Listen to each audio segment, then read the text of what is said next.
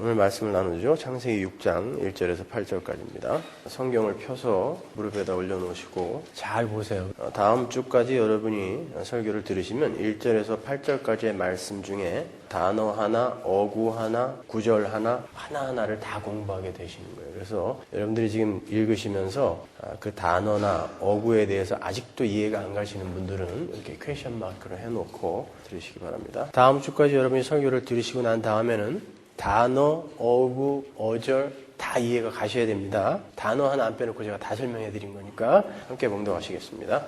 사람이 이 땅 위에 번성하기 시작할 때에 그들에게서 딸들이 나니 하나님의 아들들이 사람의 딸들의 아름다움을 보고 자기들의 좋아하는 모든 자로 아내를 삼는지라. 여호와께서 가라사대 나의 신이 영원히 사람과 함께하지 아니하리니 이는 그들이 육체가 됨이라. 그러나 그들의 날은 120년이 되리라 하시니라. 당시에 땅에 네피림이 있었고 그 후에도 하나님의 아들들이 사람의 딸들을 취하여 자식을 낳았으니 그들이 용사라 고대의 유명한 사람이었더라. 여호와께서 사람의 죄악이 세상에 관영함과 그 마음의 생각의 모든 계획이 항상 악할 뿐임을 보시고 땅 위에 사람 지으셨으면 한탄하사 마음에 근심하시고 가라사대 나의 창조한 사람을 내가 지면에서 쓸어버리되 사람으로부터 육축과 기는 것과 공중의 새까지 그리하리니 이는 내가 그것을 지었으면 한탄함이니라 하시니라. 그러나 노아는 여호와께 은혜를 입었더라.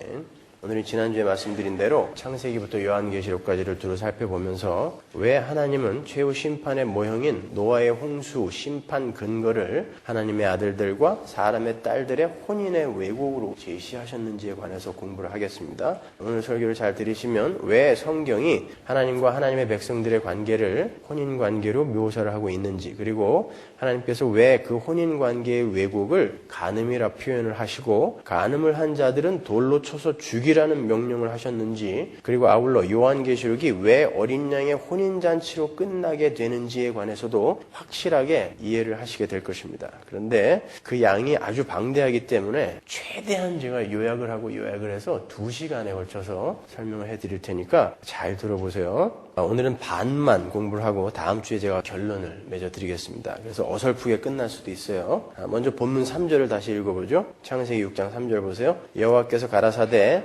나의 신이 영원히 사람과 함께하지 아니하리니 이는 그들이 육체가 됨이라. 그러나 그들의 날은 120년이 되리라 하시니라. 이 구절의 뜻이 무슨 뜻인지 여러분 확실히 아십니까? 이게 무슨 뜻일까요 이게? 자, 우리가 공부했다시피 1절과 2절은 하나님의 아들들이 사람의 딸들을 닥치는 대로 취해서 결혼을 했다고 하는 그냥 이미 일어난 사실에 대한 객관적 묘사입니다. 그죠? 그게 자체가 잘한 거다 못한 거다라는 그런 이야기가 없어요. 그런데 갑자기 하나님께서 그러한 인간들의 행태를 연유로 하여 분노를 하시는 장면이 3절부터 시작이 되는 거예요. 하나님은 인간들에게서 당신의 신을 거두어 버리시겠다라는 무서운 경고를 내리세요. 그래서 우리는 1절과 2절이 3절부터 시작되는 하나님의 분노의 원인이다라는 것을 거기서 알 수 있는 거죠. 여기서 나의 신이라고 번역이 된 히브리어 루아흐는 여러분이 잘 아시다시피 성령, 영혼, 생명, 생기, 바람 등의 다양한 의미를 담고 있는 단어죠. 그래서 혹자는 이 구절을 이해하기를 하나님께서 분노하셔서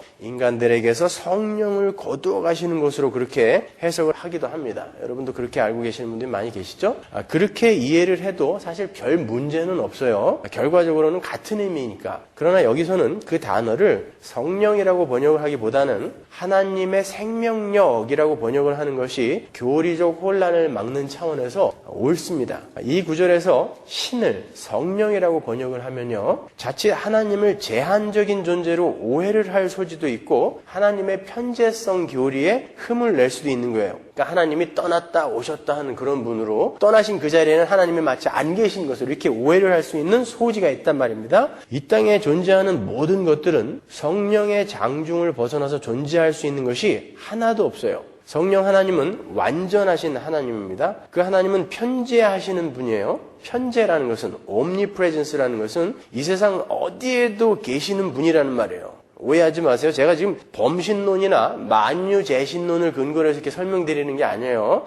모든 것은 다 하나님이야, 이런 의미가 아니란 말입니다. 하나님의 전능성과 편재성의 측면에서 지금 말씀을 드리는 거예요. 하나님은 모든 곳에 편재해 계세요. 그분의 장중 영향력 밖에서 존재할 수 있는 건 아무것도 없습니다. 그래서 하나님이에요. 그분은요. 성령 하나님은 이 세상 모든 곳에 편지하시면서 그분의 능력으로 이 세상을 경륜해 나가고 계시는 하나님이세요. 성령은 어떤 능력이 아니에요. 그냥 하나님이시란 말입니다. 존재론적 관점에서만 보더라도 모든 만물은 성령의 부재하에 절대 존재 자체를 유지할 수가 없어요. 인간도 마찬가지입니다. 모든 인간은 성령에 의해서 창조되고 성령에 의해서 존재하며 성령에 의해서 인도되고 성령과 함께 영원히 거하게 돼요. 지옥에서도 천국에서도. 천국에서는 사랑의 하나님, 복 주시는 하나님으로 성령 하나님 우리와 함께 계시고, 지옥에서는 소멸하는 불로 함께 계시는 거예요. 지옥의 불은 성령의 불입니다, 여러분. 그런데 못 견디는 거예요, 인간들이요. 그 성령과 함께 있는 걸 못 견디는 거예요.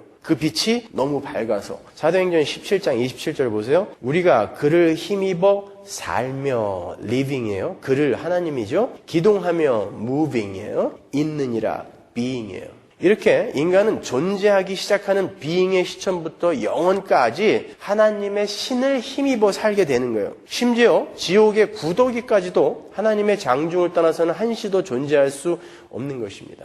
그런데 간혹 성경에서 우리 신앙의 선배들이 주의 성령을 거두지 마옵소서라고 기도하는 걸 볼 수 있죠. 다윗이 그런 기도를 자주 했잖아요. 그러한 표현은 구속사 안에서의 성령의 역할, 즉 성부 하나님이 계획하시고 성자 하나님께서 성취하신 그 구원을 창세전에 택함을 받은 하나님의 백성들에게 적용해 가시는 구속사 안에서의 그 성령의 협의의 역할, 그것에 근거하여 염원을 하는 거예요. 무슨 말인가 하면 다윗이 주의 성령을 거두지 마옵소서라고 기도를 한 것은 성령 하나님이 떠났다 돌아왔다 하시는 제한적인 존재라는 것을 말하는 것이 아니라 자신의 죄로 하나님의 구원 사역이 흔들리지 않게 해달라는 차원의 기도인 거예요. 그러니까 성령 하나님의 그 구원하시는 능력이 내게 계속해서 적용하게 해주세요라는 그런 의미라는 말이에요. 성령이 떠났다 들어왔다 하는 게 아닙니다, 여러분. 그것은 곧 하나님의 생명력이 자신에게서 떠나지 않게 해달라는 기도와 같은 기도죠. 그래서 제가 그러한 측면에서 성경의 그 르와흐, 하나님의 신을 성령 혹은 하나님의 생명력이라 번역을 해도 무관하다라고 그렇게 말씀드린 거예요. 그렇지만 여기서는 교리적 오해를 방지하는 차원에서 하나님의 생명력이다 이렇게 이해를 하자는 것입니다. 그처럼 성령 하나님은 인간이 창조되는 시점에서부터 그들이 존재하는 영원까지 모든 인간들과 함께 계세요. 지금도 마찬가지입니다.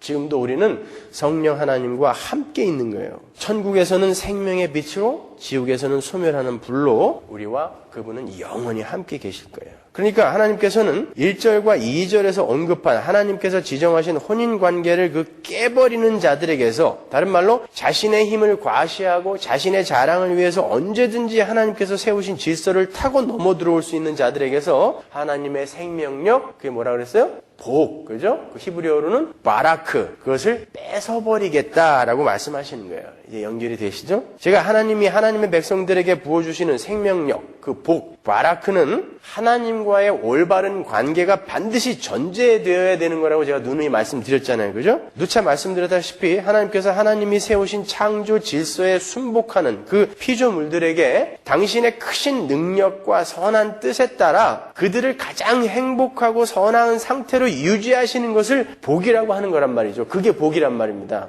근데 하나님의 뜻과 그분이 세우신 질서에 순복하지 않는 자들에게는 그 복이, 생명력이 주어질 수가 없잖아요. 하나님이 준다고 그러는데 안 받으니까 순종을 안 하는 사람은 못 받는단 말입니다. 그렇게 하나님이 주시는 좋은 것을 받기 위해서는 하나님께 반드시 순종을 해야 되는데, 아담의 후손으로 태어난 불순종의 자식들은 하나님의 뜻에 반하는 삶을 살기를 원하기 때문에 하나님 앞에서 내피림으로 용사로 유명한 자로 서려고 하는 그런 본성 속에서 태어나기 때문에 자연스럽게 하나님의 생명력을 스스로 거부하게 되는 거예요. 그게 이 땅에 태어나는 타락을 한 모든 인간들의 현실인 것입니다. 그래서 성경은 하나님의 생명력을 잃은 모든 죄인들을 가리켜 뭐라 그러죠? 에베소서에서 죄와 허물로 죽은 자들이라고 그러죠. 이렇게 살아있지만 죽은 자들이라고 그렇게 이야기를 하는 것입니다. 인간들이 바로 그 죄와 허물로 죽은 자가 되어버린 근본적인 이유가 오늘 본문 3절에 명시가 되어 있는 거예요. 나의 신이 영원히 그들과 함께 있지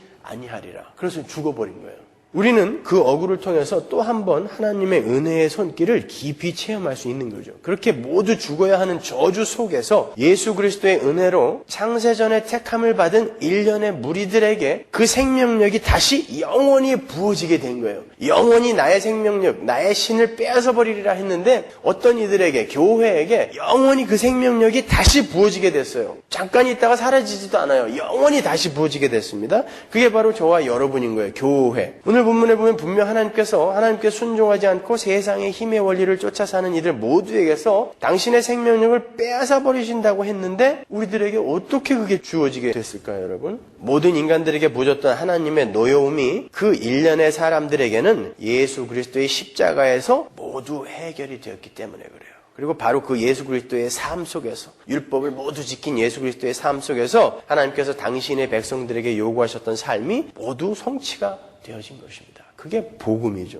그래서 하나님과 하나님 백성들 사이에는 이제 하나님의 생명력, 복이 회복된 거죠. 그래서 계시록 20장에서는 그들을 뭐라 그래요? 첫째 부활에 참여한 자, 다시 살아난 자, 이렇게 이야기하는 거예요.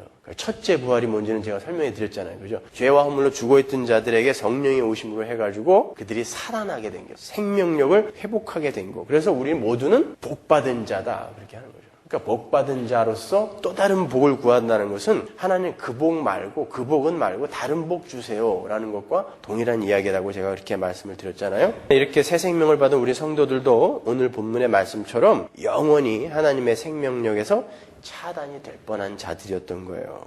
하나님은 그렇게 하나님의 창조 질서를 어지럽히는 모든 자들에게서 하나님의 생명력을 거두시겠다는 경고를 3절에서 하셨어요. 그런데 즉시 심판을 하지 않으시고 120년간의 유예 기간을 두시죠. 그죠? 거기서 우리는 하나님의 오래 참으심과 그분의 웅숭 깊은 은혜를 또 한 번 읽을 수 있는 거죠. 하나님은 노아를 통해서 120년간 방주를 짓게 하시고 그 120년 동안을 인간들이 하나님께 돌아올 수 있는 기회로 제공하신다는 거예요. 그래서 3절 말미가 인간들의 날수가 120년이다 이렇게 기록이 되어 있는 거예요. 어떤 분들은 이 구절을 읽으면서 이때부터 인간의 수명이 120년이 되었다라고 이렇게 이해를 하시는 분들도 계신데, 그래서 뭐 비타민C를 장복을 하면 120년을 살 수 있다라고 이렇게 이야기하는 걸 들었는데 11장에 보면 홍수 후에도 사람들이 500년 가까이 살지 않습니까? 그렇죠? 그러니까 그 이야기 아니라는 것은 바로 조금만 뒤로 가면 금방 알 수 있는데도 그래도 끝까지 우겨요. 이때부터 인간의 수명이 120년이 됐다고? 아니요. 그거는요. 120년은 노아가 방주를 지으며 세상의 심판을 선포한 그 기회의 날들, 인간들에게 주어진 기회의 날들, 유예의 날들을 가리키는 거예요. 그러니까 120년 동안 기회를 주시겠다는 거죠. 그러니까 3절 한 절에 전체 인간의 역사의 개괄적 내용이 다 담겨 있는 거예요. 이 역사라는 것이 하나님의 진노의 불에 벌써 끝장이 났어야 하는 것인데 왜? 창세기 6장 3절에서 이제 끝장 났어야 되는 거예요. 그럼에도 불구하고 지금도 이렇게 지속이 되고 있는 것은 하나님의 오래 참으심의 결과다라는 것이죠. 그러니까 이 역사는 뭐예요? 하나님의 오래 참으심의 배려라는 거예요. 이 역사는요. 그런데 아무도 노아의 경고를 귀담아 듣지 않았죠. 120년 동안. 딱 8명만 들었어요. 노아와 함께. 하나님을 의지하지 않고 창조 질서를 뒤엎어버린 인간들은 더 이상 하나님을 두려워하지 않게 된 거예요. 그래서 그 이야기를 안 들은 거예요. 귀담아 안 들은 것입니다. 그래서 그들은 여전히 자기 자랑과 힘의 과실을 인생의 목표로 삼아서 시집가고 장가가고 소도 사고 아이도 낳으면서 그렇게 살고 있었던 거죠. 하나님은 그렇게 끝까지 자기 자신을 하나님의 자리에 올려놓고 스스로를 위해서만 사는 자들을 모조리 심판해서 멸하실 것을 노아의 홍수를 통해서 경고하시는 거죠. 마태복음 24장에 보면은 노아의 때도 이와 같았다라고 하면서 최후의 심판 때의 장면을 예수님이 묘사하시잖아요. 노아 때도 그랬더라는 거예요. 그러면 이런 질문이 생길 수 있죠. 하나님께서 불순종한 자들을 심판하시기 위해서는 그들에게 복음이 전해졌어야 한다라는 전제가 있어야 돼요. 그죠? 무슨 명령을 들었어야 순종도 하고 불순종할 거 아니에요. 명령이 전해졌어야 그들의 불순종에 대해서 심판을 가해도 불공평하다라고 이야기를 안 들을 거 아닙니까? 그죠? 그럼 노아의 때에 복음이 전해졌나요? 그럼요. 노아의 때도 하나님은 분명히 복음을 전파하셨어요. 베드로전서 3장 19절 보세요. 저가 또한 영으로 옥에 있는 영들에게 전파하시니라. 그들은 전에 노아의 날 방주 예배할 동안 하나님이 오래 참고 기다리실 때에 120년 동안요. 순종치 아니하던 자들이라. 방주에서 물로 말미암아 구원을 얻은 자가 몇 명뿐이니 겨우 8명이라. 이 구절에 대해서는 제가 에베소서 강의 때 자세하게 설명을 해드렸어요. 이 구절은 어떤 이들이 주장하는 것처럼 예수님께서 십자가에서 죽임을 당한 후에 지옥으로 내려와서 그곳에서도 복음을 전했다라는 말이 아니에요. 뭐 캐톨릭이 이야기하는 것처럼 무슨 선조 림보에 예수님이 내려가셔서 거기서 또 복음을 전했다 이런 말도 아니에요.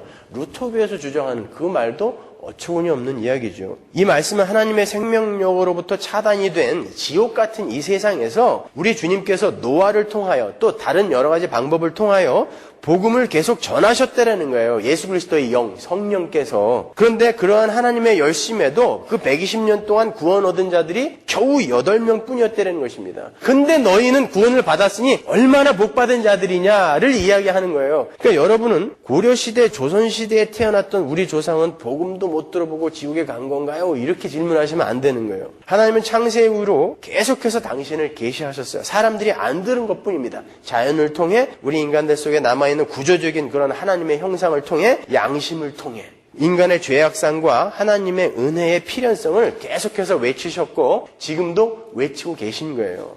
로마서 1장 18절 보세요. 하나님의 진노가 불의로 진리를 막는 사람들의 모든 경건치 않음과 불의에 대하여 하늘로조차 나타나나니 근거가 나타나 이제 이는 하나님을 알만한 것이 저희 속에 보임이라. 하나님께서 이를 저희에게 보이셨느니라. 창세로부터 그의 보이지 아니하는 것들 곧 그의 영원하신 능력과 신성이 그 만드신 만물에 분명히 보여 알게 되나니 그러므로 저희가 핑계치 못할지니라. 그죠? 우리가 이러한 구절을 통해 알 수 있는 것은 하나님은 분명 심판의 유예기간을 주셨고 그 유예기간 동안에 그들이 저주의 심판을 면할 수 있는 복음을 전해주셨다라는 사실이에요. 지금이 바로 그 120년간의 유예기간이 상징하고 있는 바로 그 시기인 것입니다. 그러면 노아는 그렇게 모두가 하나님을 등지고 그분의 말씀을 우습게 여길 때 어떻게 하나님의 말씀을 알아듣고 심판의 날을 준비할 수 있었는가? 역시 은혜죠. 그죠? 노아가 태어날 때부터 뭔가 특별하고 잘났기 때문이 아니에요. 오늘 보면 8절을 보세요. 그러나 노아는 그렇게 다 죽어야 하는데 노아는 여호와께 뭘 입었더라? 은혜를 입었더라. 이게 너무나 중요한 어구인 거예요. 이게요. 노아는 뭔가 다른 사람보다 뛰어난 사람이라서 하나님의 말씀을 알아듣고 심판의 날을 준비할 수 있었던 것이 아니라 노아만 하나님의 은혜를 입어서 그 저주의 심판 속에서 건짐을 받을 수 있었다는 거예요. 그래서 여기다 은혜라는 단어를 굳이 갖다 끼워 넣는 것입니다. 그러니까 노아도 하나님의 은혜를 못 받았으면 어떻게 되는 거예요? 홍수 속에 빠져 죽은 것입니다. 노아도요. 노아가 뭔가 특별한 사람이라 그가 구원을 받은 게 아니에요. 이렇게 하나님의 은혜를 받자 9절에서 우리가 다 다음 주에 공부할 텐데 9절에서 노아가 의인이요 완전한 자라는 칭호를 받아요. 그게 뭐예요? 칭의, 우리가 그렇게 칭의를 받는 것입니다. 아직 완전한 자도 아니에요. 그때 당시 노아가 진짜 완전한 자였어요? 홍수 후에 곧바로 술 취해갖고 뻘거벗고 잤잖아요. 그게 무슨 완전이에요. 근데 하나님은 완전한 자로 봐주신다는 거예요. 뭘로? 은혜로요. 은혜로. 우리도 마찬가지예요. 우리도 계속 여전히 죄를 짓는데 하나님이 칭의, 의롭다 우리를 칭해 주시는 거예요. 예수로 봐주시는 거예요. 우리를. 창세기 6장 9절에 보면 노아의 사족은 이러하니라. 노아는 의인이요 당세의 완전한 자라. 그가 하나님과 동행하였으며 그러죠. 8절에서 노아가 하나님의 은혜를 입었다라는 진술을 하자마자 바로 노아는 의인이고 이렇게 완전한 자다라는 것을 붙여놓고 있단 말이에요. 그러니까 하나님과 동행해서 그거 보세요. 하나님과 동행이라는 말이 또 나오죠. 어디서 봤어요? 에녹 공부할 때 봤잖아요. 그러니까 하나님과 동행하여 하나님 나라로 입성하게 되는 이들은 모두 하나님의 은혜로 말미암게 된다는 것을 창세기 기자인 모세가 여기서 강하게 피력하고 있는 거예요. 그리고 그들은 죽음을 보지 않고 승천한 에녹처럼 영원한 죽음과는 아무 상관없는 하나님 나라의 백성이라는 것을 하나님과 동행이라는 이 어구를 써서 동일한 어구를 통해서 보여주는 거예요. 에녹과 노아는 하나님의 은혜를 입어 하나님과 동행하는 삶을 살던 자들이고 그들이 바로 하나님의 백성이라는 것을 모세가 우리에게 가르쳐주고 있는 거예요. 후대의 교회들아 너희도 그렇게 되는 거야. 너희들이 뭐가 잘나서가 아니야. 너희들이 뭐가 완전해서가 아니야. 이렇게 다 죽어야 되는데 몇 명 하나님이 건져주신 거야. 그 속에 너희들이 들어있는 거야. 근데 뭘 더 바라니? 라고 이렇게 모세가 이야기하는 것입니다. 이렇게 성경 전체를 관통하고 있는 멸망 속에 꼽히는 은혜의 이야기를 가리켜 우리가 복음이라고 얘기하는 거죠. 자, 이제 본론으로 들어가겠습니다. 우리가 오늘 중점을 두고 살피려고 하는 것은 창세기부터 요한계시록에 이르기까지 성경 전편에 흐르고 있는 하나님의 그 은혜의 교리가 인간의 혼인관계와 어떠한 관련이 있는 것이기에 은혜를 입지 못하고 멸망을 당하는 자들의 죄의 목이 혼인 관계의 왜곡으로 제시되어 있는지에 관한 거예요. 그죠? 잘 들으세요. 그 질문을 딱 머릿속에 갖고 들으셔야 돼요. 성경을 주의 깊게 읽어보신 분들은 성경이 하나님과 우리 성도와의 관계를 종종 혼인 관계, 혼인 언약하에 있는 부부로 묘사를 하고 있다는 것을 어렵지 않게 우리가 발견할 수 있죠. 그죠? 그리고 성경이 창세기의 아담과 하와에서 시작을 해서 신랑과 신부의 관계는 어떠해야 하는 것인지에 관한 설명을 아주 지속적이며 반복적으로 하고 있다는 것을 발견할 수 있을 거예요. 그리고 창세기 2장 말미에서 언급이 된 아담과 하와의 혼인관계가 요한계시록, 이 창세기의 그 혼인관계가 성경의 맨 끝인 요한계시록의 어린 양의 혼인잔치로 끝나는 것도 우리는 익히 알고 있죠. 그러니까 뭔가 있겠죠? 성경은 인간의 혼인관계를 통하여 반복적으로 우리에게 무언가를 열심히 설명하고 있다는 거예요. 그리고 그 혼인관계를 어지럽힌 자들은 간음한 자라고 해서 가장 잔인한 사형 집행 방법인 돌로 쳐 죽이는 벌을 내리고 있어요. 그래서 우리가 지금 몇 주간에 걸쳐서 공부하고 있는 노아의 홍수 사건도 그러한 혼인관계의 왜곡에서 시작을 하고 있는 거예요. 하나님의 아들들이 사람의 딸들의 아름다움을 보고 그들을 닥치는 대로 아내를 삼았다. 그래서 홍수로 다 죽였다. 이렇게 이야기를 하는 것입니다. 제가 거기에 대한 개괄적이고 거시적인 설명을 이미 몇 차례 해드렸어요. 힘의 원리, 십자가 원리 이렇게 비교하면서 설명해드렸잖아요. 오늘은 성경 구절들을 하나하나 찾아 읽으면서 구체적으로 제가 그 의미를 설명해드리도록 하겠습니다. 여러분 이거 꼭 잘 숙지를 해놓으셔야 돼요. 오늘 다 이해가 안 가시면 몇 번을 반복해서 들어서 외우세요. 거의. 먼저 창세기 1장으로 가서 하나님께서 인간과 천지 만물을 창조하시는 사건에서부터 출발하겠습니다. 창세기 1장 2절 보세요. 땅이 혼돈하고 공허하며 흑암이 깊음 위에 있고 하나님의 신은 수면에 운행하시니라. 하나님이 가라사대 빛이 있으라 하심에 빛이 있었고. 자, 보시다시피 하나님께서 하나님의 형상으로 인간을 창조하시고 천지 만물을 창조하실 때에 세상은 혼돈과 공허와 흑암의 상태였다 그래요. 그죠? 그 혼돈과 공허와 흑암 속에 하나님의 신이 수면 위에 운행을 하셨고 비로소 그때 흑암 속에 빛이 생기면서 천지가 창조되고 인간이 창조가 된 거예요. 이 첫 창조는 제가 여러 번 설명해드렸다시피 그 자체로서 완전한 목적이었던 것이 아니라 하나님의 백성들과 그들이 거할 새 하늘과 새 땅, 즉 새 창조의 그림자라 그랬죠. 그죠? 그리고 그러한 하나님의 새 창조를 이스라엘의 출애굽 사건으로 조금 더 자세하게 설명해 준 거고요. 그죠? 그러니까 창세기의 그 첫 창조와 이스라엘의 출애굽 사건, 그리고 예수 그리스도의 십자가로 인한 교회의 탄생 이야기, 그리고 영원한 하나님 나라의 완성은 우리 성도들의 복음에 대한 이해를 돕기 위해서 정확하게 같은 이야기를 점진적이며 반복적으로 이렇게 그림으로 설명을 해 놓은 거예요. 아주 쉬운 단계부터 어려운 단계로 계속해서. 잘 이해하세요. 제가 몇 가지 증거를 대드릴게요. 신명기 32장 10절 보세요. 여호와께서 그를 황무지에서 짐승에 부르짖는 광야에서 만나시고 호위하시며 보호하시며 자기 눈동자같이 지키셨도다. 마치 독수리가 그 보금자리를 어지럽게 하며 그 새끼 위에 너풀거리며 그 날개를 펴서 새끼를 받으며 그 날개 위에 그것을 엎는 것 같이 여호와께서 홀로 그들을 인도하셨고 함께한 다른 신이 없었도다. 지금 이 구절은 모세의 노래의 한 부분이에요. 여러분 잘 아시죠? 모세가 하나님께서 당신의 백성들을 애굽에서 건지신 사건을 가리켜서 지금 황무지에서 건지시고 독수리가 그 새끼 위에 너풀거리는 것처럼 그들을 인도하셨다라고 찬양을 하고 있어요. 여러분 이 신명기 32장 10절에서 12절을 여러분 꼭 암송하세요. 아셨죠? 아주 중요한 구절이에요. 성경 이해하는데 아주 중요한 구절이에요. 거기에서 쓰인 황무지, 토후, 에레츠라는 단어가 성경의 다른 곳에 똑같이 쓰인 곳이 있는데 거기가 창세기 1장 2절이에요.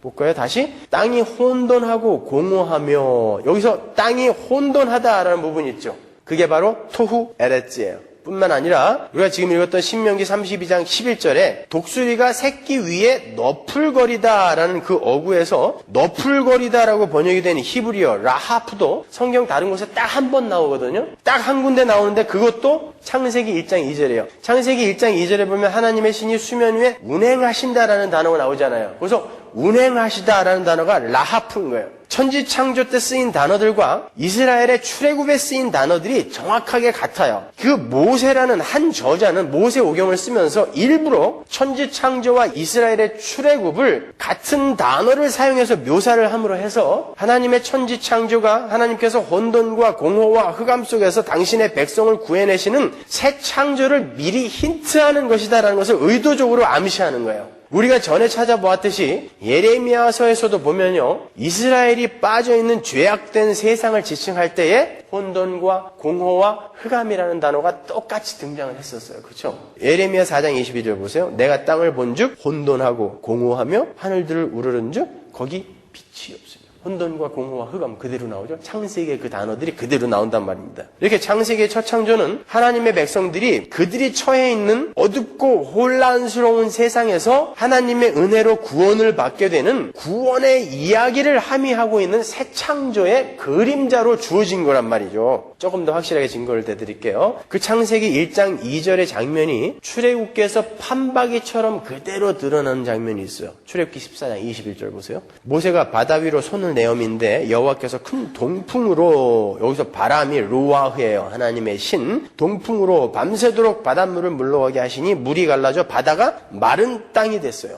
홍해가 갈라지는 장면인데 물 위에 바람, 루와흐가 운행을 하자 저주의 바다가 마른 땅이 되는 장면이에요. 우리가 창세기 1장을 공부할 때 여러 차례 확인했듯이 이 창세기의 창조 기사는 그 자체 안에 하나님의 언약을 담고 있는 거라고 이야기했잖아요. 그죠? 잊어버린 분들은 앞에 걸 다시 다 들으세요. 첫째 날의 창조에서 우리는 어둠이 모두 물러가고 빛만 남는 새하늘과 새 땅을 향한 하나님의 언약을 읽어낼 수 있었어요. 그래서 첫째 날 빛이 창조됐는데 어둠이 함께 있었던 거예요. 그래서 빛을 낮이라 하고 어둠을 밤이라 한다 그랬잖아요. 그죠? 빛이 있으면 어둠이 없어야 되는데 하나님은 이러한 언약이 이 창조에 담겨져 있다는 것을 우리에게 알려주기 위해 빛이 언젠가 이 어둠을 다 몰아낼 것이다. 그리고 너희들을 그 빛의 나라로 인도할 거야 라는 언약을 그 속에 담고 있는 거예요. 둘째 날 창조에서는 하늘과 땅을, 하나님과 인간의 관계를 가로막고 있던 궁창이 예수 그리스도에 의해서 박살이 나고 휘장이 찢어졌잖아요. 성전 휘장이. 그죠? 예수에 의해서 박살이 나고 하늘과 땅이 합일이 될 것이다 라는 언약을 우리가 읽을 수 있었어요. 그죠? 셋째 날에서는 물과 묻이 갈려졌는데 이제는 저주의 바다가 모두 물러가고 문만 남는 새하늘과 새 땅이 너에게 올 것이다 라는 그 언약이 담겨 있는 거라 그랬잖아요. 거기에. 그러니까 하나님의 신이 저주의 바다, 홍해 위에 바람이, 동풍이 운행을 하자 바다가 물러가고 일부러 여기 마른 땅이라는 단어가 나오잖아요. 마른 땅이 드러났다라는 것은 하나님의 신이 수면 위에 운행하셔서 새하늘과 새 땅이, 새 창조가 완성이 된다라는 그 하나님의 언약을 거기에서 그림자로 보내주는 거예요. 그러니까 창세기 1장 2절에 하나님의 신이 수면 위에 운행하시면서 빛이 있으라 하고 빛이 창조된 것과 하나님의 신이, 동풍이 홍해 위에 운행을 하면서 바다가 갈라지고 마른 땅에 올라오는 것과는 정확히 같은 이야기를 하고 있는 거란 말입니다. 똑같은 그림이잖아요. 그죠? 창세기 1장 2절과 출애굽기 14장이 똑같은 그림이란 말이에요. 그죠? 이렇게 창세기의 첫 창조는 하나님의 백성들, 혼돈과 공허와 흑암 속에 들어있는 하나님의 백성들이 하나님의 은혜로 구원을 받게 되는 그 구원의 현실을 상징하고 있는 거란 말이에요. 그래서 하나님께서 이스라엘에게 안식일을 지키라는 명령을 주시면서 한 번은 하나님이 엿새 동안 창조를 하시고 일곱째 날 쉬셨으므로 안식하라 라고 출애굽기에서는 그렇게 이야기하시는 거고, 신명기에서는 뭐라 그래요? 내가 너희를 애굽에서 건져냈으므로 안식일을 지켜라 그러잖아요. 안식일에 대해서는 제가 설명해드렸죠. 안식일은 뭘 담고 있는 거라 그랬어요? 새하늘과 새 땅의 그 안식을 그 속에 담고 있는 거라 그랬잖아요. 그죠? 그러니까 그 안식이라는 분모를 딱 놓고 위에 분자를 비교해 보시란 말이에요. 그러니까 창세기의 첫 창조와 이스라엘의 출애굽 사건은 안식을 가리키는 똑같은 그림이다라는 것을 보여주는 거란 말입니다. 그래서 안식일이라는 분모 위에 그런 다른 분자가 들어가 있는 거예요. 창조와 출애굽 사건이 같은 이야기라는 것을 거기서도 우리가 볼 수 있는 거예요. 그러니까 알아들으시는 거예요, 지금? 네. 그렇다면 왜 창세기 1장 2절에서 창조에 앞서 나타나신 하나님의 모습을 삼위의 하나님이라 하지 않고 그냥 하나님의 신이라고 했을까요? Spirit of God. 그냥 하나님의 신, 그러면 성령만을 지칭하는 단어로 우리가 알고 있잖아요. 창세기의 첫 창조가 하나님의 백성들의 구원과 새하늘과 새 땅의 완성을 모형으로 담고 있는 것이라면 그 일을 계획하시고 성부 하나님, 실행에 옮기시고 성자 하나님, 적용을 하시는 삼위의 하나님이 수면 위를 운행하고 계셨어야죠. 그죠? 근데 왜 하나님의 신이 Spirit of God 그렇게만 이야기를 했을까요? 잘 생각해 보세요. 여러분, 성령, Spirit of God, 성령 하나님만 영이십니까? 성부 하나님은 뭐예요? 영이죠. 성육신 하기 전에 성자 하나님, 예수님은 영이죠. 그죠? 그러니까 성경에 루아흐, 하나님의 신 그러면 우리가 전부 그냥 성령 하나님만을 떠올리는데 성경에서는 오히려 루아흐, 하나님의 신이 삼위 하나님을 가리키는 경우가 더 많아요. 그리고 그렇게 이해하는 게 더 좋아요. 우리 삼위일체를 배웠잖아요. 그죠? 성령 하나님, 성부 하나님, 성자 하나님은 구속사 안에서의 그 역할, 그 속에서만 이렇게 갈라지는 거지 하나님은 한 분이란 말입니다. 아셨죠? 그러니까 창세기 1장 2절에 하나님의 신이 수면 위에 운행하심으로 창조가 시작되는 것은 삼위의 하나님에 의해 이제 새 창조가 완성이 되는 것을 그림자로 담고 있다라고 이야기를 하는 거예요. 그래서 히브리서 1장 2절에 보면 뭐라 그래요? 수면 위에 운행하신 그 하나님이 누구라 그래요? 히브리서에서는 예수님이라 그러잖아요. 하나님의 아들이라고. 그죠? 그러니까 그거는 성령 하나님만을 지칭하는 게 아니다라는 증거죠. 그러니까 창세기의 천지 창조는 그 자체가 온전한 목적이었던 것이 아니라 무엇인가를 힌트하고 있었던 것인데 그것이 힌트하고 있는 것은 삼위 하나님께서 혼돈과 공허와 흑암으로 영원한 멸망에 이르게 될 어떤 한 무리에게 빛을 비추셔서 그들을 빛의 나라로 이끌어내시는 새 창조의 이야기인 거예요. 그렇게 구약에서 그림으로 보여주었던 새 창조의 이야기가 이제 신약에서 밝히 드러나요. 우리가 공부한 에베소서에 나오잖아요. 그게. 볼까요? 2장 1절. 너희가 허물과 죄로 죽었던 너희를 살리셨도다. 너희의 허물과 죄로 죽었던 너희를 살리셨도다. 이 얘기하는 거예요. 그때 너희가 그 가운데서 행하여 이 세상 풍속을 좇고 공중의 권세 잡은 자를 따랐으니 곧 지금의 불순종의 아들들 가운데서 역사하는 영이라. 전에는 우리도 다 그 가운데서 우리 육체의 욕심을 따라 지내며 육체와 마음에 원하는 것을 하여 다른 이들과 같이 본질상 진노의 자녀였더니 긍휼에 풍성하신 하나님이 우리를 사랑하신 그 큰 사랑을 인하여 허물로 죽은 우리를 그리스도와 함께 살리셨고 너희가 은혜로 구원을 얻은 것이라. 바로 이 이야기를 창세기에서 출애굽기에서 계속 반복해서 이렇게 그림으로 설명해 주고 계시는 거예요. 이해가 가시죠? 그렇다면 우리가 조금 전에 함께 읽었던 신명기에서 모세가 애굽에서 이스라엘을 인도하여 내신 하나님의 이끄심을 황무지에서 보호하시고 독수리가 새끼 위에 너풀거리는 것 같은 이끄심이었다라고 묘사를 했는데 과연 모세는 어떠한 모습을 보고 그렇게 묘사를 했을까요? 무엇을 보았으니까 하나님의 현현을 그렇게 묘사를 했을 거 아닙니까? 모세는 분명히 뭘 보고 야 독수리가 날개를 새끼로 덮음같이 그렇게 하나님이 우리를 인도하셨어. 황무지에서 그분이 우리를 보호하시는 것처럼 우리를 이렇게 인도하셨어라고 이야기했을 거란 말입니다. 뭘 봤을까요? 광야에서 출애굽한 직후부터 그 이스라엘을 졸졸졸졸 쫓아다녔던 게 뭐예요?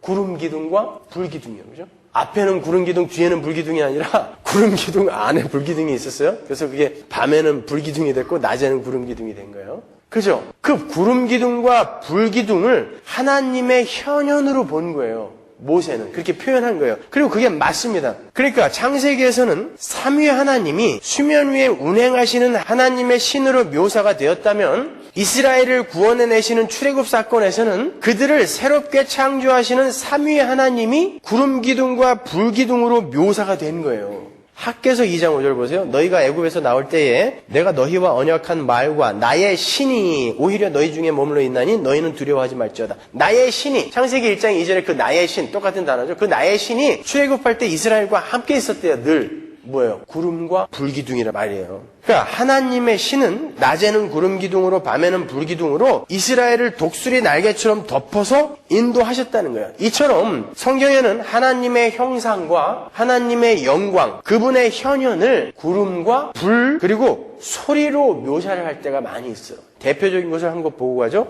에스겔서 10장 2절 보세요. 그 사람이 들어갈 때에 그룹들은 성전 우편에 섰고 구름은 안뜰에 가득하며 여호와의 영광이 그룹에서 올라 성전 문지방에 임하니 구름이 성전에 가득하며 여호와의 영화로운 광채가 뜰에 가득하였고 그룹들의 날개 소리는 바깥 뜰까지 들리는데 전능하신 하나님의 말씀하시는 음성 같더라. 보세요. 여기에 보시면 하나님의 영광의 현현, 성전 안에 가득한 하나님의 영광의 현현을 무엇로 묘사를 해요? 구름, 광채, 빛이죠. 그리고 소리, 날개 소리 같은 하나님의 음성으로 표현하고 있어요.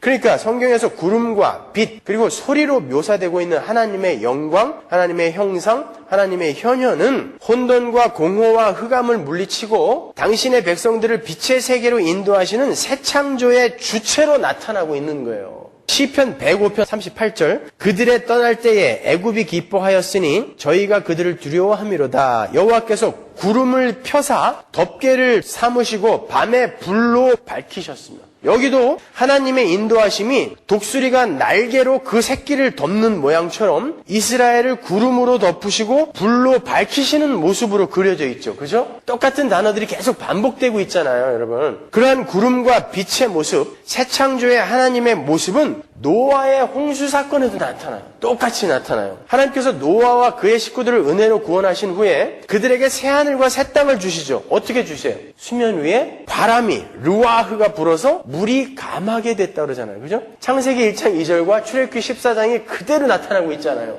그리고 내가 이제 다시는 너희들을 물로 멸하지 않을 거야. 내가 다 죽어야 하는 이 세상에서 너희를 은혜로 건져냈다라는 그 징표로 뭘 주세요? 무지개를 주세요. 무지개는 무엇과 무엇이 만나서 이루어지는 거죠? 수증기, 구름과 빛이 만나서 이루어지는 게 무지개란 말입니다. 그러니까 무지개는 하나님이 언약의 징표로 단순히 던지신 게 아니라 내가 반드시 너희들을, 교회는 이렇게 구원하고 말 거다라는 하나님의 현현이 거기서 나타난 것입니다. 그래서 요한계시록에 예수님이 뭘 타고 있어요? 뭘 밟고 있어요? 무지개를 밟고 서 있더라 그러잖아요. 그러니까 무지개와 예수 그리스도를 동일시하는 것입니다. 거기서. 그러니까 무지개는 뭐다? 구름과 빛, 하나님의 현현인 것입니다. 이해가 가시죠? 무지개는 창세기 1장 2절에 그 수면 위에 운행하시는 하나님의 신, 그 신의 다른 모습이며 출애굽 광야에서의 불기둥과 구름기둥의 또 다른 모습인 거예요. 자, 그렇게 당신의 백성들을 혼돈과 공허와 흑암에서 건져내시는 하나님의 현현인 구름과 빛과 소리가 신약에도 한번 나타났어요. 어디서? 오순절날 마가의 다락방에서. 그죠? 한번 볼까요? 사도행전 2장 1절. 오순절날이 이미 이름에 저희가 다 같이 한 곳에 모였더니 호련히 하늘로부터 급하고 강한 바람, 루아흐 같은 소리가 있어 저희 앉은 온 집에 가득하며 불의 혀, 빛이 나왔죠 또? 불의 혀같이 갈라지는 것이 저희에게 보여 각 사람 위에 임하였더니. 구약에 나오는 루아흐, 바람, 소리, 불 다 나오잖아요. 그죠?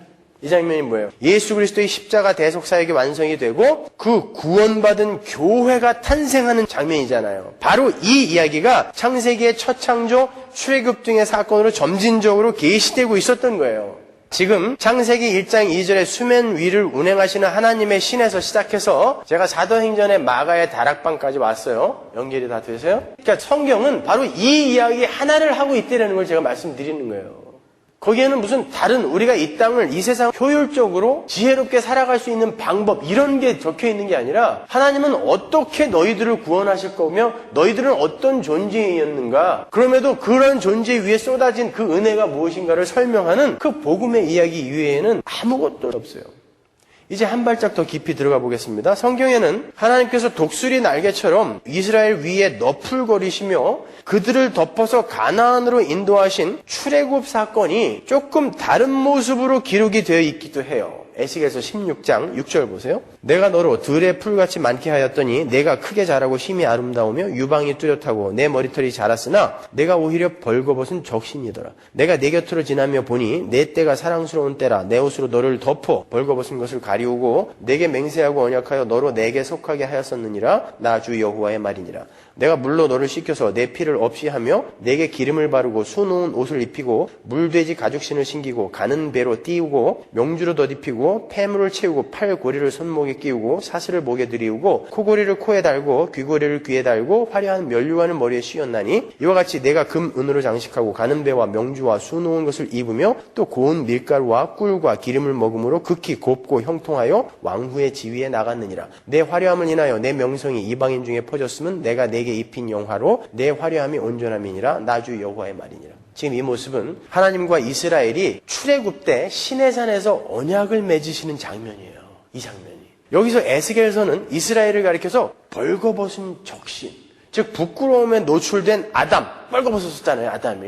아담으로 묘사를 하고 있어요. 혼돈과 공허와 흑암, 죄와 허물로 죽어있는 상태와 같은 모습인 거예요. 벌거벗은 적신. 하나님은 그러한 이스라엘을 옷으로 덮어서 벌거벗은 것을 가리우고, 야, 덮다는 구름이 덮다, 날개가 덮다, 그 단어예요. 덮어서 그 벌거벗은 자를 자신의 신부로 삼으시는 분으로 묘사가 되고 있잖아요. 그죠? 시내산의 그 사건을 혼인 언약으로 묘사를 하고 있단 말이에요. 8절을 보시면 옷으로 너를 덮어라는 어구가 있어요. 거기서 옷이라고 번역이 된 단어는요, 히브리어 카나프예요. 그 단어는 날개라는 뜻입니다, 여러분. 어디서 보신 장면이죠? 독수리의 날개로 이스라엘을 덮어 그들을 인도하시는 하나님을 묘사할 때 쓰인 단어인 거예요. 그 단어를 그대로 써서 구원에 대해서 설명을 하고 있어요. 근데 그 모습이 지금 보시다시피 혼인잔치로 묘사가 되고 있단 말입니다. 룻기에도 똑같은 단어가 나와요. 룻이 시어머니의 이야기를 듣고 보아스가 누워있는 발치에 누워있다가 보아스에게 발견이 되었을 때 룻이 뭐라 그래요? 당신의 옷자락으로 나를 덮으소서 그러죠.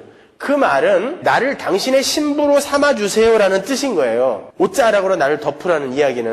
그러니까 성경에 등장하는 혼인잔치나 혼인관계는 무엇을 상징하는 거다? 하나님께서 죄악 속에 빠져있는 당신의 백성들을 당신의 열심과 은혜로 약속의 땅으로 인도하시는 언약을 상징하고 있는 거예요. 그래서 하나님이 천국에는 있지도 않은 혼인이라는 것을 이 땅에서 우리에게 허락하신 것입니다.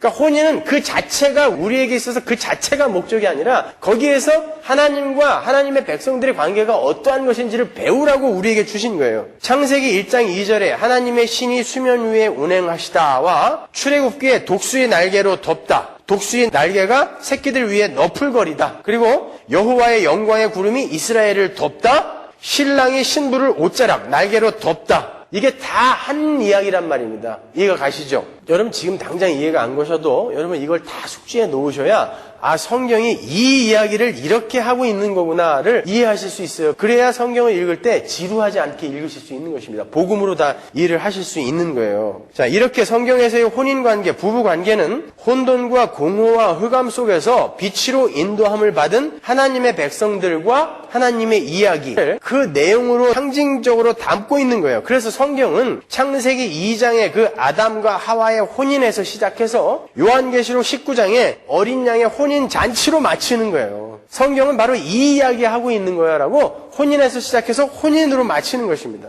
집에 와서 창세기 2장하고 요한계시록 19장을 잘 읽어보세요. 시간이 없으니까 넘어가죠. 이렇게 성경 전체는 천지 만물의 주관자이신 전지전능하신 하나님께서 하나님의 열심과 은혜로 당신의 백성들을 택하시고 그들과 함께 영원한 새하늘과 새 땅에 거하실 것이다라는 언약을 창세기부터 요한계시록까지 계속해서 반복적이며 점진적으로 기록하고 있는 거예요. 하나님은 그것을 제한된 이성을 갖고 있는 인간들이 이해하기 쉽도록 혼인 관계를 들어서 설명을 하신 것이고 인간들에게 혼인을 허락하신 거예요.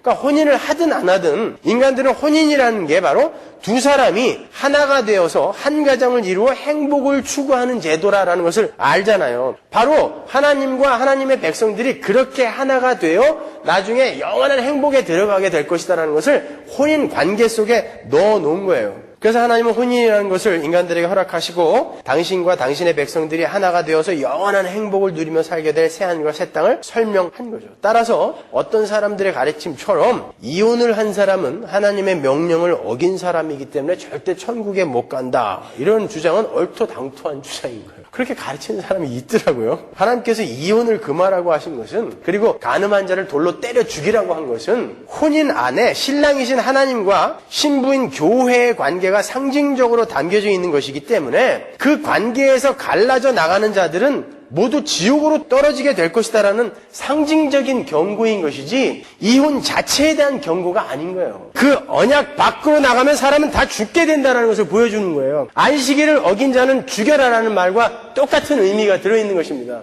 하나님은 그 하나님 나라에서는 신부가 남편에게 목숨을 걸고 순종해야 하는 것처럼 하나님의 백성들이 하나님께 온전한 순종을 하게 되고 신랑이 신부를 목숨 걸고 사랑해야 하는 것처럼 하나님께서 당신의 백성들을 목숨 걸고 사랑해 주시는 그러한 나라다라는 것을 너희들은 이루어낼 수 없는 그런 게 거기서는 이루어진단다라는 것을 우리에게 그 관계를 통해서 배우라고 혼인 관계를 우리에게 허락하신 거예요.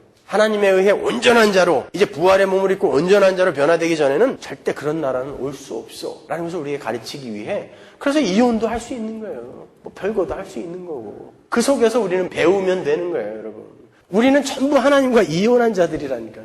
근데 누가 누구를 가리켜서 그걸 갖고 정죄를 하고 뭐 과분이 호렙이니 이런 소리 하면 안 되는 거예요.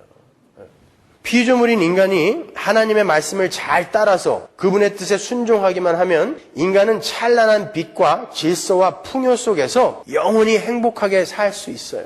그런데 자신이 왕이 되고 싶어하고 하나님보다 자기 자신을 더 자랑하고 싶어하는 하나님 앞에서의 네피림, 용사, 유명한 자들, 힘의 원리 속에 젖어있는 인간들은 절대 하나님께 순종할 수 없고 그들은 빛과 질서와 풍요가 아닌 흑암과 혼돈과 공허 속으로 빠져버리게 되는 거예요. 그걸 우리는 여기서 배우면 되는 것입니다. 그게 바로 심판인 거예요. 그래서 성경이 종종 혼인관계의 왜곡을 심판의 근거로 제시하고 있는 것이고 혼인관계 속에서의 그 불성실을 간음으로 명명해서 돌로 때려 죽이는 거예요. 그건 단순히 나쁜 일을 했기 때문에 그에 상응하는 벌을 주는 차원이 아닙니다, 여러분. 그러면은 예수님이 가늠한 여자가 왔을 때 그를 용서하시면 안 되죠. 돌로 때려 죽여버렸어야죠. 근데 예수님은 용서하신단 말입니다. 가늠한 자를 돌로 때려 죽여라라고 말씀하신 그분이 실제로 가늠한 그 여자를 용서하신다니까요. 그것은 가늠한 자를 돌로 때려 죽여라라는 것이 그 가늠에 대한 징벌이 아니었다는 거예요. 거기에 담겨있는 그 상징에 대한 경고였단 말입니다, 여러분.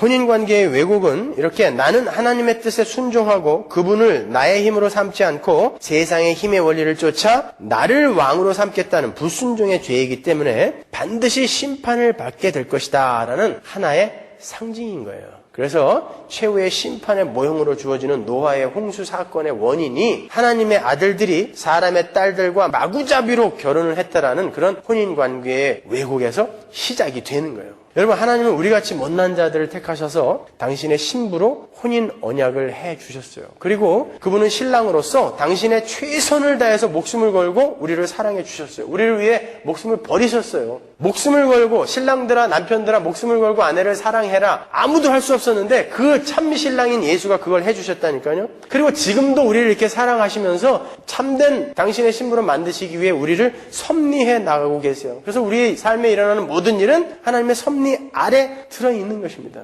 그리고 그 혼인 언약은 하나님이신 그분이 하셨기에 반드시 이루어져요. 성취가 됩니다. 그렇다면 신부인 우리가 지금의 삶을 어떻게 살아야 될까요? 여전히 우리의 배만을 위해, 나의 자랑을 위해 신랑을 이용해 먹는, 신랑의 힘을 이용해 먹는 그런 파렴치한 삶을 살아야 되겠습니까? 그게 온전히 이해가 됐다면 신부는 뭐 하고 살아야 돼요? 뭐 하라 그랬죠? 성경에서, 에베소서에서 신랑의 뜻에 목숨 걸고 순종하라 그랬잖아요. 근데 신랑의 뜻이 뭐였어요? 신랑이 뭐 하라고 그러고 가셨습니까? 하나님을 사랑하고 네 이웃을 내 몸처럼 사랑하라. 이거 두 가지 하는 거예요. 그거 열심히 하면 돼요, 성도는요.